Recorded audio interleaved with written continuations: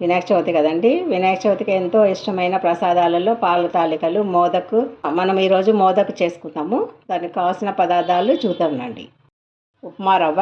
మోదకులు చేసుకోవడానికి మామూలుగా అందరు బియ్యపిండి వాడతారు కదండి.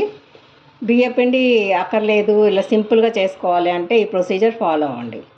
సూజీ రవ్వ అంటే ఉప్మా రవ్వ, 1 కప్పు ఉప్మా రవ్వ అయితే 2 కప్పులు పాలు, పచ్చి కొబ్బరి 1 కప్పు, కొబ్బరి ఎంత అయితే బెల్లం కూడా అంత తీసుకోవాలండి, 1 కప్పు, నెయ్యి, యాలకులు, ఇంతేనండి.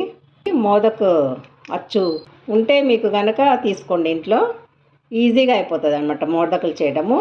ఇది లేకపోయినా పర్వాలేదండి, లేకుండా కూడా చూపిస్తాను. కొంచెం నెయ్యి తీసుకుందాము, 2 స్పూన్లు. కొబ్బరి వేసుకోవాలి, పచ్చి కొబ్బరి. పర్వాలేదండి, మీ దగ్గర ఏది ఉన్నా పర్లేదు, ఎండు కొబ్బరి కూడా వేసుకొని చేసుకోవచ్చు. కొబ్బరి ఎంతైతే బెల్లం కూడా అంత. 1 కప్పు కొబ్బరి వేసుకున్నాం కదండి, 1 కప్పు బెల్లం. ఇదేమి పాకం రావాల్సిన అవసరం లేదండి, ముందు స్టఫింగ్కి రెడీ చేసుకుంటున్నాము. ఇప్పుడు ఈజీగా అవైలబుల్ కదండి బెల్లం పొడి.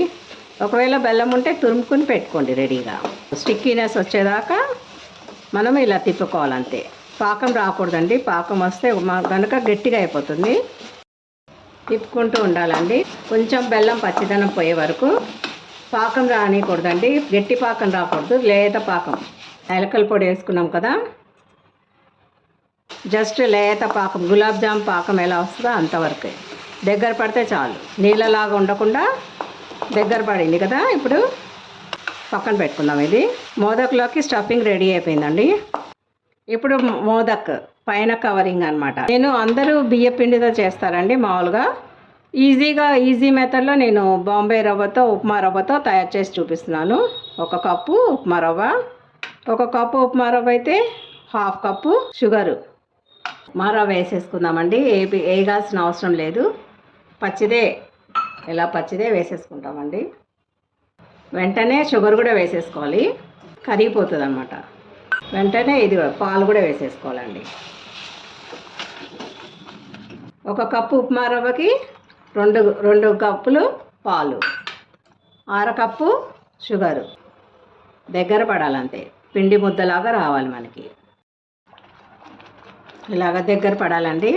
ఇది చల్లగా అయినాక మనం మోదకులో పెట్టుకొని, మోదకు అచ్చులో పెట్టుకొని మోదకులు తయారు చేసుకొని స్టీమ్ చేసుకోవాలి. ఈ లోపల మనం ఇడ్లీ ఆ స్టీమ్ అనే రెడీ చేసి పెట్టుకోవాలి. వేడి నీళ్ళు పెట్టి దీంట్లో 1 స్పూను నెయ్యి వేసుకుందామండి, అది అతుక్కోకుండా వస్తుంది. 1 స్పూను ఆపేసుకుందామండి. దగ్గర పడంగానే ఆపేసేసుకోవాలి, ఎక్కువ గట్టిగా అవ్వనివ్వకూడదు, లూజ్గానే ఉండాలి. వాటరు, ప్లేటు, స్టీమర్ పైన. స్టీమర్ ప్లేట్లు అందరి ఇంట్లలో ఉంటాయి కదండి. దీనికి నెయ్యి రాసుకుని పెట్టుకుందాం రెడీగా. చల్లగా అయినాక చూపిస్తానండి. ఒక పక్కన ఇడ్లీ స్టీమర్ వేడెక్కుతుందండి, వాటర్ వేసి వేడి చేసుకుంటున్నాము రెడీగా. మొత్తం తీసుకోబాకండి, సగమే తీసుకోండి, ఎండిపోతుంది. పైన కవర్ చేసుకుని పెట్టుకోండి. మనం తయారు చేసి పెట్టుకున్నాం కదండి, ఈ లోపల చల్లగా అయిపోయింది చూడండి. చిన్న చిన్న ఉండలు తయారు చేసి పెట్టుకోండి రెడీగా. ఇలాగా చిన్నగా రెడీగా చేసి పెట్టుకుంటే చాలా ఫాస్ట్గా అయిపోతుందండి ప్రసాదం. ఇట్టే అయిపోతుంది, ఏం లేదు ఊరికనే. ఇప్పుడు ఈ అచ్చు ఉంది కదండి, దీనికి ముందుగా నెయ్యి రాసి పెట్టుకోవాలండి ఇలాగా. అప్పుడు ఈజీగా వస్తుంది అన్నమాట మనకి. చిన్న ఉండలాగా తీసుకొని ఇలా కూడా పెట్టుకోవచ్చు. సైడ్కి ఒత్తుకొని ఇట్లా పెట్టుకొని తక్కువ పెట్టుకోండి ఫస్ట్. ఈ పైన వచ్చిన లేయర్ ఇలా కవర్ చేసేయచ్చు. ఇలాగా చాలా ఈజీగా తయారైపోతాయండి మోదకులు. ఎంతో రుచిగా టేస్టీగా వినాయకుడికి మనం చాలా బాగా పెట్టుకోవచ్చు. అంతేనండి. ఇలాగా చూడండి ఎంత బాగుందో. ఇది తొందరగా రాకపోతే మీరు కనుక దీనికి నెయ్యి పూసుకోండి. ఇలా నెయ్యి పూసుకుని మళ్ళీ మనం పెట్టుకుంటే ఈజీగా వచ్చేస్తుంది. ఈ అచ్చు లేకుండా మామూలుగా చేతితో కూడా చేసుకోవచ్చండి. ఇలా చేసుకొని ఈ విధంగా కూడా తయారు చేసుకోవచ్చండి. ఇలాగా చేతితో కూడా చేసుకోవచ్చండి. ఇలాగా మనం మోదక్ షేప్లో కూడా చేసుకోవచ్చు. అన్నీ తయారైపోయినాయి కదండి మోదకులు. స్టీమర్లో పెట్టుకుందాం. ఒక 5 నిమిషాలండి, 5 నిమిషాలే పెట్టుకోవాలి, ఎక్కువసేపు ఉండకూడదు. చూడండి 5 నిమిషాలలో స్టీమింగ్ అయిపోయింది. ఇంకా తీసేసుకుని సర్వ్ చేసుకుందామండి. ఇంతేనండి, మోదకాలు రెడీ అయిపోయినాయి.